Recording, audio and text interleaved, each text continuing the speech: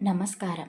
మోహన లావణ్యం కథల ప్రపంచంలోకి మీ అందరికీ హృదయపూర్వక స్వాగతం. ఈరోజు మనం వినబోయే కథ రౌడీ గారి ముద్దుల పిల్లం.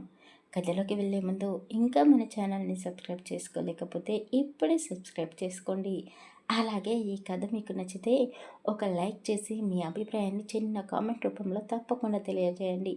మీరు చేసే ప్రతి లైక్, ప్రతి కామెంట్, ప్రతి సబ్స్క్రిప్షన్ మన ఛానల్ మరింత ముందుకు వెళ్ళడానికి ఎంతో ప్రోత్సాహాన్ని ఇస్తుంది. కాబట్టి మీ అందరి సహకారం ఎప్పుడు ఇలాగే ఉండాలని కోరుకుంటున్నాను. ఇక ఆలస్యం చేయకుండా రౌడీ గారి ముద్దుల పిల్లం కథలోకి వెళ్ళిపోతామా? ఐశ్వర్య చెప్పిన మాటలు విన్న రుద్ర ఒక్కసారిగా కోపంగా గౌరీ వైపు తిరిగాడు. అతని కళ్ళల్లో కోపం స్పష్టంగా కనిపిస్తుంది. నీ చెల్లి చెప్పింది నిజమేనా అంటూ గౌరీకి చాలా దగ్గరగా వచ్చేయి ఆమె ముఖాన్ని సూటిగా చూస్తూ అడిగాడు. చెప్పు, నీకు నిజంగానే మాట వచ్చా? అయితే ఎన్ని రోజులు నా దగ్గర ఎందుకు నటించావు? ఎందుకు ఒక్క మాట కూడా మాట్లాడలేదు? రుద్ర గొంతులోని ఆగ్రహానికి గౌరీ ఒక్కసారిగా వణికిపోయింది. అతని కోపాన్ని ఇంత దగ్గరగా చూడడం ఆమెకు ఇది మొదటిసారి కాదు. కానీ ఈసారి మాత్రం పరిస్థితి పూర్తిగా భిన్నంగా ఉంది. అన్నా, అది నేను ముందే చెప్పాను కదా అంటూ వెంకట్ 2 అడుగులు ముందుకు వేశాడు. నువ్వు అక్కడే ఆగిపో, రుద్ర గర్జించినట్టుగా అనడంతో వెంకట్ అక్కడికక్కడే ఆగిపోయాడు. ఆ ఒక్క అరుపుతో అక్కడ ఉన్న వాళ్ళందరూ ఉలిక్కిపడ్డారు. గౌరీ పరిస్థితి మరింత దారుణంగా మారింది. ఆమె శరీరం అంతా వణుకుతుంది. కళ్ళలో భయం కనిపిస్తున్న రుద్ర వైపు నుంచి చూపు మాత్రం తిప్పుకోలేదు. ఎన్ని రోజులు తన మనసులో దాచుకున్న ఆ రహస్యం ఇప్పుడు బయటపడింది. గౌరీ ఇప్పుడు కూడా నోరు తెరిచి మాట్లాడలేదు. అది చూసిన రుద్ర కోపం మరింత పెరిగిపోయింది. అంటే నువ్వు కూడా పథకం ప్రకారమే నా దగ్గరికి వచ్చావా? అతని గొంతులోని ఆవేశం అక్కడున్న ప్రతి ఒక్కరికి వినిపించింది. నీ చెల్లెలు నన్ను ప్రేమిస్తున్నానని నమ్మించి పెళ్లి చేసుకుంటానని చెప్పి చివరికి నన్ను మోసం చేసి వెళ్ళిపోయింది. ప్రేమ పేరుతో నా జీవితాన్నే ఒక ఆటలా మార్చేసింది. రుద్ర కళ్ళలో ఆవేదనతో కలిసిన కోపం కనిపించింది.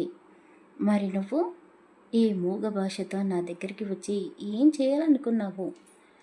నన్ను కూడా మోసం చేయాలనుకున్నావా నువ్వు? అతను అలా ప్రశ్నించగానే గౌరీ కళ్ళల్లో నుంచి కన్నీళ్లు ఆగకుండా కారిపోయాయి. రుద్ర తన వైపు కోపంగా ఉన్నందుకు ఆమెకు అంతగా బాధ అనిపించలేదు. కానీ ఐశ్వర్య చేసిన మోసానికి తనను కూడా కారణంగా భావిస్తున్నాడన్న ఆలోచన మాత్రం ఆమె హృదయాన్ని ముక్కలు చేసింది. ఎన్నో రోజులుగా గొంతులోనే దాచుకున్న మాటలను బయటకు తీసుకురావడానికి ఆమె ప్రయత్నించింది. రుద్ర, ఒక్కసారి నేను చెప్పేది విను. ఆమె గొంతు వణుకుతుంది. నేను నిన్ను మోసం చేయడానికి ఇక్కడికి రాలేదు. నిన్ను నమ్మించి వంచడానికి. మన మధ్య అసలు ఎలాంటి శత్రుత్వం ఉంది చెప్పు? రుద్ర నిశ్శబ్దంగా ఆమె వైపు చూశాడు. నువ్వు నా మెడలో కట్టిన ఈ తాలిబొట్టు సాక్షిగా చెప్తున్నాను. నేను ఎలాంటి కుట్ర పన్నాలుగం పన్నలేదు. మనస్ఫూర్తిగానే ఈ బంధానికి లొంగిపోయాను. గౌరీ కన్నీళ్లను తుడుచుకుంటూ మాట్లాడుతోంది. అందుకే ఎన్ని రోజులుగా నీతోనే ఉంటున్నాను.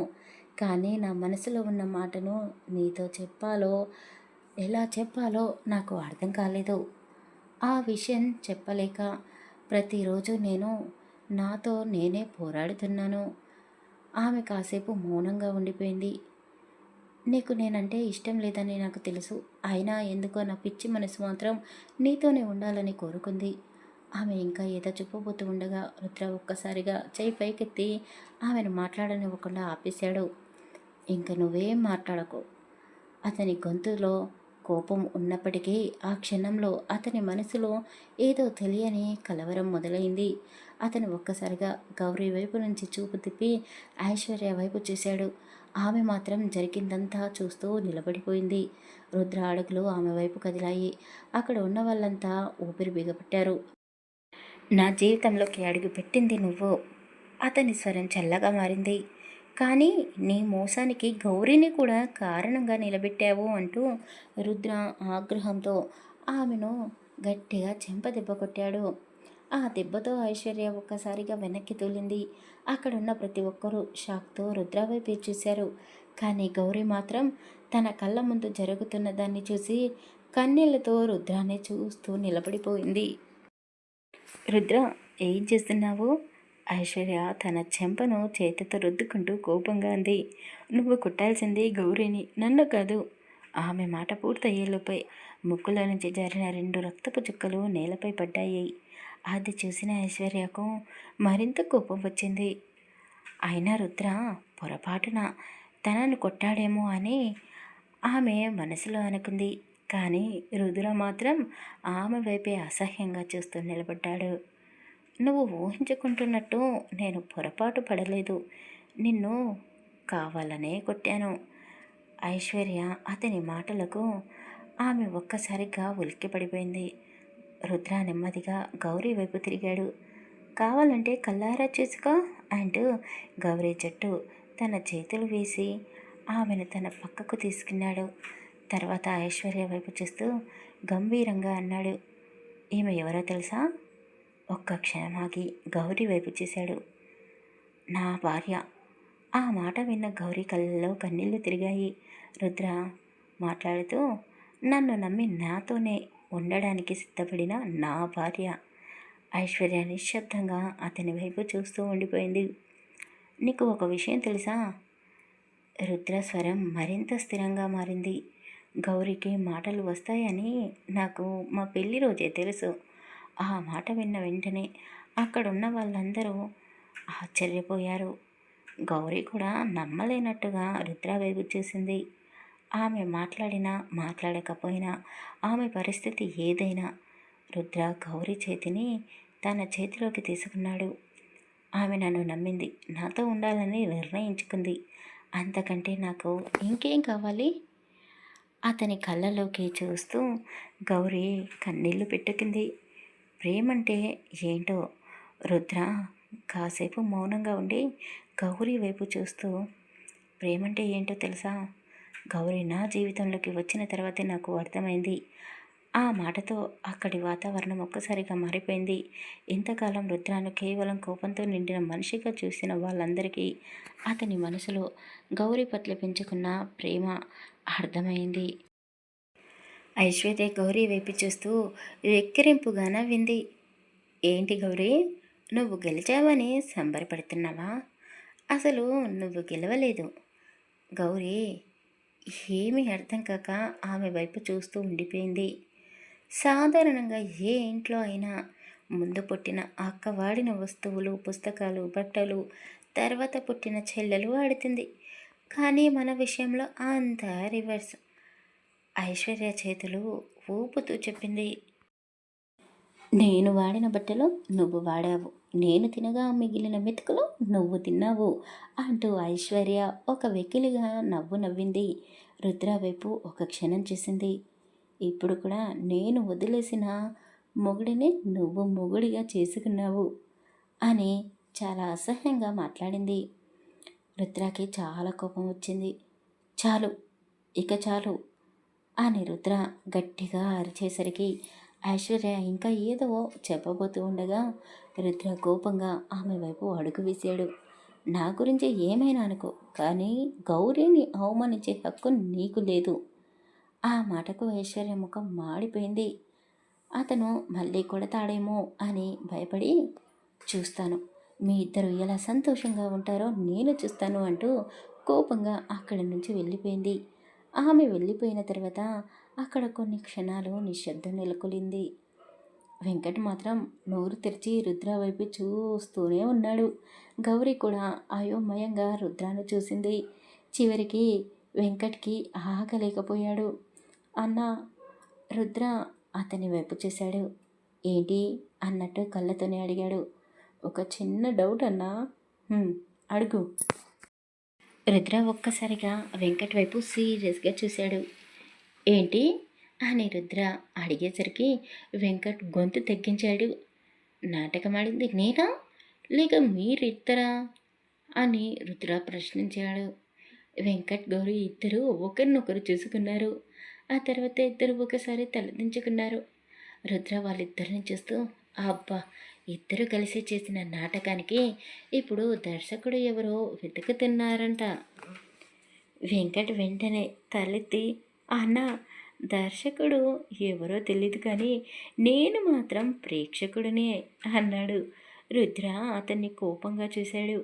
వెంకట్ వెంటనే వెనక్కి ఒక్క అడుగు వేసి అది ఉచిత ప్రేక్షకుడిని అన్నా అని చెప్పి అక్కడి నుంచి మెల్లగా జారుకున్నాడు.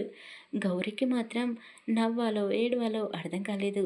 రుద్ర ఆమె వైపు చూసి నువ్వైనా నాకు నిజం చెప్పి ఉంటే ఈ డ్రామా ఇంత పెద్ద సీరియల్ అయ్యేది కాదు కదా అన్నాడు. వెంకట్ దూరం నుంచే వెంటనే అన్నా, సీరియల్ కాదు కనీసం 100 ఎపిసోడ్లు వచ్చేది కదా అని అనగానే రుద్ర అతని వైపు తిరిగి చేశాడు. వెంకట్ వెంటనే అక్కడి నుంచి పరిగెత్తాడు. అన్నా, నేను వెళ్తున్నా. అతని మాటకు గౌరికి తెలియకుండానే చిన్న నవ్వు వచ్చింది. ఆ నవ్వు చూసిన రుద్ర కూడా కాసేపు ఆమె వైపే చూస్తూ ఉండిపోయాడు. వెంకట్తో పాటు అక్కడ ఉన్న పని వాళ్ళంతా ఒక్కొక్కరుగా హాల్ నుంచి బయటికి వెళ్ళిపోయారు. కొద్దిసేపటికి ఆ పెద్ద హాల్లో గౌరీ రుద్ర ఇద్దరు మాత్రమే మిగిలారు. అంతమంది ఉన్నప్పుడు ధైర్యంగా ఉన్న గౌరికి ఇప్పుడు మాత్రం గుండె వేగంగా కొట్టుకోవడం మొదలైంది. రుద్ర నెమ్మదిగా ఆమె వైపు అడుగులు వేశాడు. అతను తన దగ్గరికి వస్తుండడంతో గౌరీ చూపులు నేలపై వాలిపోయాయి. రుద్ర ఆమెకు దగ్గరగా చేరుకుని ఆమె చేతులని తన చేతుల్లోకి తీసుకున్నాడు. ఆమె ఒక్కసారిగా ఉలిక్కిపడింది. ఇందాక నువ్వు చెప్పిన మాటలన్నీ నిజమే కదా? అతను ఆమె కళ్ళలోకి చూస్తూ మృదువుగా అడిగాడు. నన్ను నువ్వు మనస్ఫూర్తిగా నీ భర్తగా అంగీకరిస్తున్నావా? గౌరీ సమాధానం చెప్పలేదు. సిగ్గుతో తలదించుకుంది. కానీ ఆ మౌనంలోనే ఆమె సమాధానం దాగి ఉంది. కొద్దిసేపటి తర్వాత ఆమె నెమ్మదిగా ముందుకు వచ్చి రుద్రాని కౌగిలించుకుంది. రుద్ర కళ్ళల్లో చిరునవ్వు మెరిసింది. ఆమె మాటలతో కాకుండా తన మనసుతో సమాధానం చెప్పిందని అతనికి అర్థమైంది. అతను కూడా గౌరీని ఆప్యాయంగా తన దగ్గరకు తీసుకున్నాడు. ఇద్దరి మధ్య ప్రేమ ఎప్పుడు చిగురించిందో వాళ్ళకే తెలియదు. కానీ ఒకరంటే ఒకరికి ఎంత ప్రేమ ఉందో మాత్రం ఈ క్షణం స్పష్టంగా తెలిసిపోతుంది. కొద్ది దూరంలో నిలబడి ఇవన్నీ గమనించిన వెంకట్ ముఖంలో కూడా సంతోషం కనిపించింది.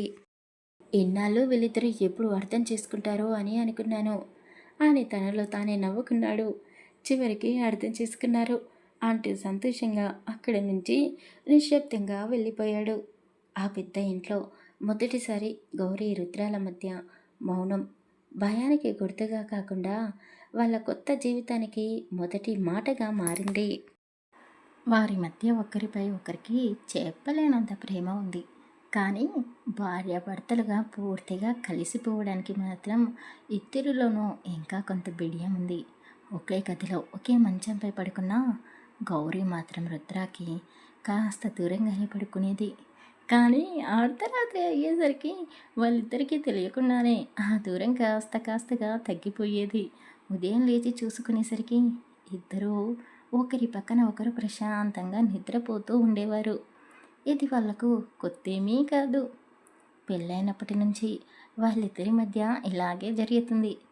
ఇక గౌరీ కూడా ఆ ఇంటికి నెమ్మదిగా ఒక చక్కటి ఇల్లాలిగా మారిపోయింది. అంత పెద్ద ఇంట్లో చాలామంది మగవాళ్ళు ఉంటారు. వాళ్ళందరికీ భోజనం అంటే మామూలు భోజనం కాదు. కనీసం 10 రకాల వంటకాలైనా ఉండాల్సిందే. అందులో నాన్ వెజ్ తప్పనిసరి. మొదట్లో ఆ వంటలన్నీ చూసి గౌరికి తల తిరిగిపోయినట్టే అయ్యింది. కానీ ఆ తర్వాత వంట మనిషి సహాయంతో ఒక్కొక్కరికి ఇష్టాలు తెలుసుకుంది. వెంకట్కి ఇది ఇష్టం, రమణకి అది ఇష్టం, మిగతా వాళ్ళకు కారంగా ఉండాలి అంటూ అందరి అభిరుచులకు తగ్గట్టుగా వంటలు తయారయ్యేలా చూసేది. పని వాళ్ళకు ఏ పని ఎప్పుడు చేయాలో చెప్పేది. ఇంట్లో ఎక్కడ ఏ వస్తువు ఉండాలో సర్దేది. ముఖ్యంగా పూజా మందిరాన్ని ఎంతో శ్రద్ధగా అలంకరించేది. ప్రతిరోజు ఉదయం సాయంత్రం దీపం వెలిగించి పూజ చేసేది. కొద్ది రోజుల్లోనే ఆ పెద్ద ఇల్లు పూర్తిగా ఆమె ఆధీనంలోకి మారిపోయింది. ఎప్పుడు మగవాళ్ళ అడుగుల చప్పుళ్ళ మాటలతో నిండిపోయే ఆ ఇంట్లో ఇప్పుడు గాజుల సవ్వడి కూడా వినిపిస్తుంది. గౌరీ అటు ఇటు తిరుగుతూ పనులు చేసుకుంటూ ఉంటే ఆ ఇంటికి ఒక కొత్త కళ వచ్చినట్టుగా అనిపించింది. ఇంతలో రుద్రాలో కూడా ఒక మార్పు మొదలైంది. అతను బయటికి వెళ్ళిన ప్రతిసారి గౌరీ కోసం ఏదో ఒకటి తీసుకొని వచ్చేవాడు. కొత్త డ్రెస్సు, కొత్త గాజులు, ఇంకా చిన్న చిన్న వస్తువులు, అలా ప్రతిరోజు ఏదో ఒకటి ఆమె చేతిలో పెట్టేవాడు.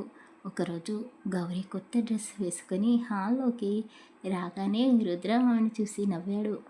ఏంటి గౌరీ, ఎప్పుడు డ్రెస్సులు వేసుకుంటున్నావు?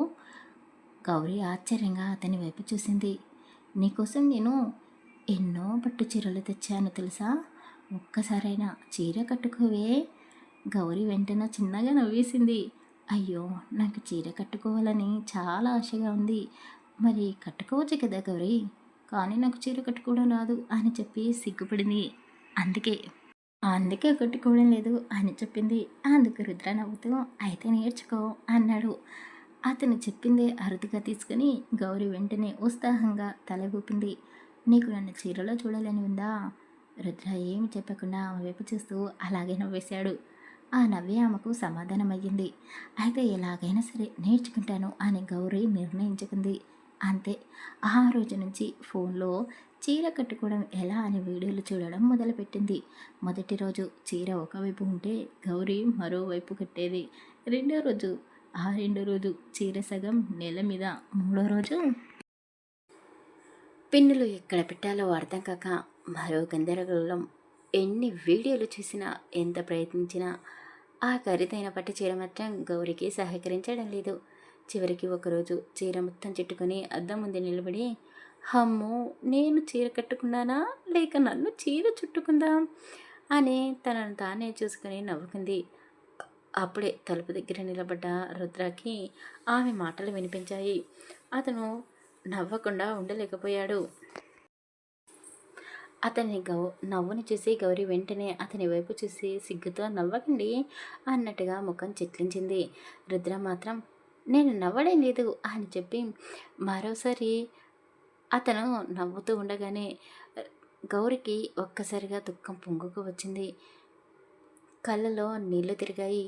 ఏయ్ పిచ్చి పిల్ల, ఎందుకు ఏడుస్తున్నావే? చీర కట్టుకోవడం రాకపోతే ఇంతలా బాధపడతారా అని రుద్ర ఆప్యాయంగా అడిగాడు. గౌరీ చిన్నపిల్లల ముఖం వాల్చింది. అది కాదు, మీకు నన్ను చీరలో చూడాలని చాలా ఆశగా ఉందని చెప్పారు కదా, మీ ఆశలు నేను నెరవేర్చలేకపోతున్నాను, అందుకే బాధగా ఉంది అని కన్నీళ్ళ మధ్య చెప్పింది. ఆ మాటలు విన్న రుద్ర ముఖంలో చిన్న చిరునవ్వు మెరిసింది. అయ్యో, అందరికీ చీర కట్టుకోవడం వస్తుందా ఏంటి? అయినా ఒక్కసారి నేను ట్రై చేసి చూడనా అని ఎంతో ఆశగా రుద్ర అడిగాడు. ఏంటి, మీకు చీర కట్టడం వచ్చా అని గౌరీ ఆశ్చర్యంగా అతని వైపు చూస్తూ అడిగింది. రాదు, కానీ నా పిల్లానికి ఒకసారి చీర కట్టి ట్రై చేస్తాను అని అతను మళ్ళీ అడిగేసరికి ఆమె కాదనలేకపోయింది. అతను ఆమె చుట్టుకున్న చీరని తీసేసి ఆమె నడుముని, బొడ్డులోని అందాలను చూస్తూ చీర అంచుని బొడ్డు లోతులోకి తీశాడు. అతని స్పర్శ ఆమెలో పులకింతని రేపింది.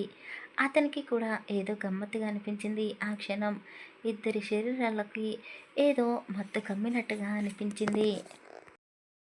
అతను చీరని నేలపైకి వదిలేశాడు. ఆమె నడుముని అతని చేతులతో నొక్కాడు. ఆ క్షణం గౌరీ తనని తాను తమాయించుకోలేకపోయింది. ఒక్క క్షణం కూడా వేస్ట్ చేయకుండా రుద్రాని అల్లుకుపోయింది. అతను కూడా ఆమెని గట్టిగా వాటేసుకున్నాడు. ఆ క్షణం ఇద్దరు సిగ్గు, బిడియం అన్నీ వదిలేసి మేము ఇద్దరం కాదు ఒక్కరమే అన్నట్టుగా మంచం పైన వాలిపోయారు. సాయంత్రం మొదలుపెట్టిన వాళ్ళ సయ్యాట మరుసటి రోజు పొద్దు పొడిచే వరకు కొనసాగుతూనే ఉంది. భార్యాభర్తలుగా వాళ్ళిద్దరూ సరికొత్త జీవితాన్ని ప్రారంభించారు. గౌరీ కళ్ళల్లో ఆనంద బాష్పాలు వచ్చి చేరాయి. రుద్ర కన్నీళ్లను తుడిచేస్తూ, నీ కంట్లో నేను ఒక్క కన్నీటి చుక్క కూడా చూడకూడదు. ఇప్పటి వరకు నువ్వు ఏడ్చింది చాలు. నిన్ను నేను నా గుండెల్లో పెట్టుకొని చూసుకుంటాను అని ఆమెకు మాట ఇచ్చాడు. రుద్ర జీవితంలో ఎన్నో ఒడిదుడుకులు చూశాడు. అతనికి ప్రేమ ఒక్కటే లోటైంది. ఆ ప్రేమ గౌరీ అతనికి అందిస్తుంది. ఇక అతను గౌరీని ఎందుకు దూరం పెడతాడు? ఎందుకు ప్రేమించకుండా ఉంటాడు? అతని ప్రాణం కంటే ఎక్కువగా ఆమెని ఆరాధిస్తున్నాడు. గౌరీ కూడా రుద్రకి నచ్చినట్టే ఉంటుంది. ప్రతిరోజు అతను బయటికి వెళ్ళేటప్పుడు ఎదురు వెళ్తుంది. అతనికి ముద్దు పెట్టి మరీ బాయ్ అని చెప్పేస్తుంది. అది చూసిన వెంకట్ సిగ్గుపడుతూ ఉండేవాడు. వెంకట్ వెంకట్‌కి కూడా పెళ్లి చేస్తే ఒక ఇంటివాడు అవుతాడు అని గౌరీ ఎప్పుడూ అంటూ ఉండేది.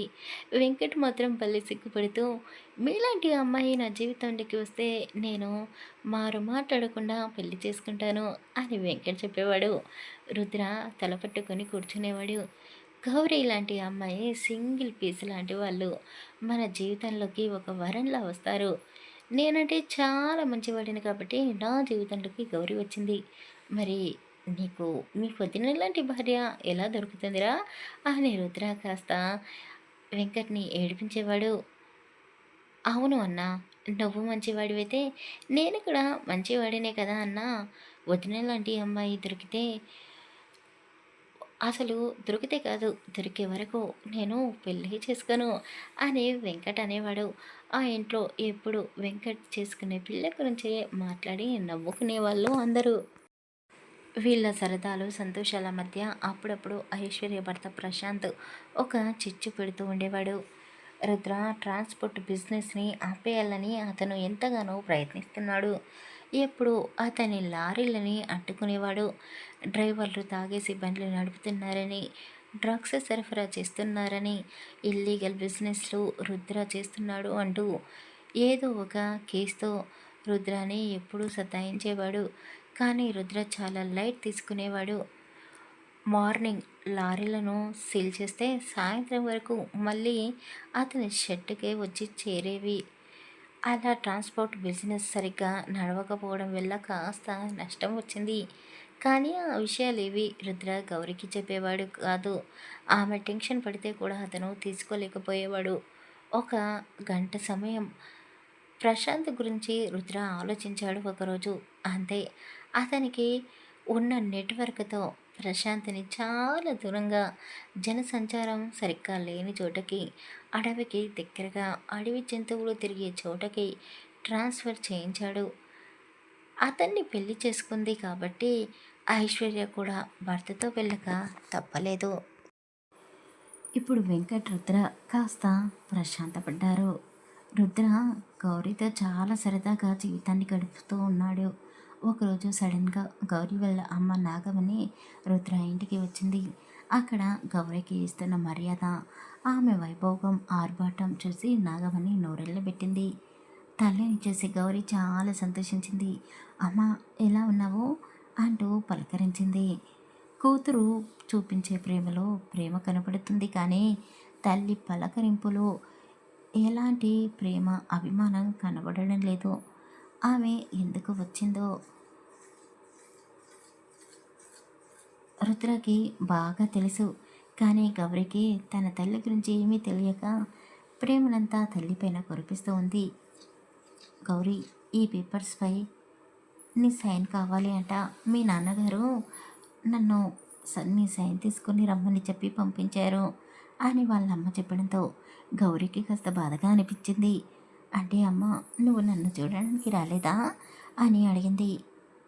అంటే అది కాదు, నిన్ను చూడడానికి వచ్చాను, కానీ ఈ పేపర్స్పై సైన్ చేసే పని కూడా ఉంది కదా, అందుకే వీటిని తీసుకొని వచ్చాను.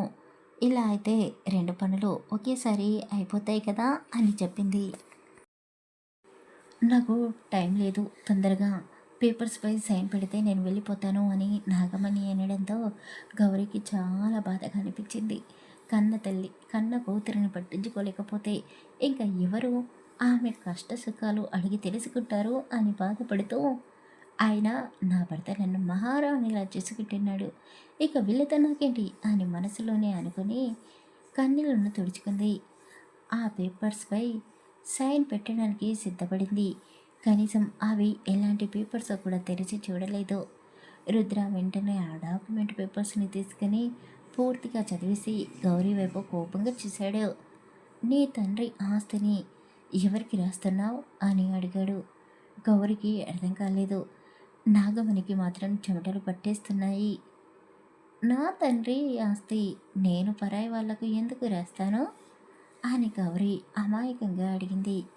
అయినా నా పేరు మీద మా నాన్న ఎప్పుడు ఆస్తి పెట్టాడో నాకు తెలియకుండా అని గౌరీ అడిగేసరికి రుద్ర నవ్వుతూ, అసలు మీ నాన్న పేరేంటో నీకు తెలుసా అని ఆమెను చూస్తూ అడిగాడు. అదేంటి, మా నాన్న పేరు నీకు తెలీదా? మా నాన్న పేరు ఈ మధ్య చాలా ఫేమస్ అయిన పేరు కదా అని కనుబొమ్మలు ఎగరవేస్తూ అన్నది. అవును, ఒకప్పుడు మీ నాన్న పేరు చాలా ఫేమస్. నిన్ను కన్న నీ సొంత తండ్రి పేరు చలపతి కాదు, రంగారావు అని రుద్ర చెప్పడంతో గౌరీ షాకింగ్గా వాళ్ళ అమ్మ వైపు చూసింది. ఆ తర్వాత ఏం జరగబోతుందో తర్వాయి భాగంలో తెలుసుకుందాం. కథ నచ్చితే ప్లీజ్ లైక్ చేసి కామెంట్ చేయండి. అలాగే మన ఛానల్ని తప్పకుండా సబ్స్క్రైబ్ చేసుకోండి. Thank you for listening.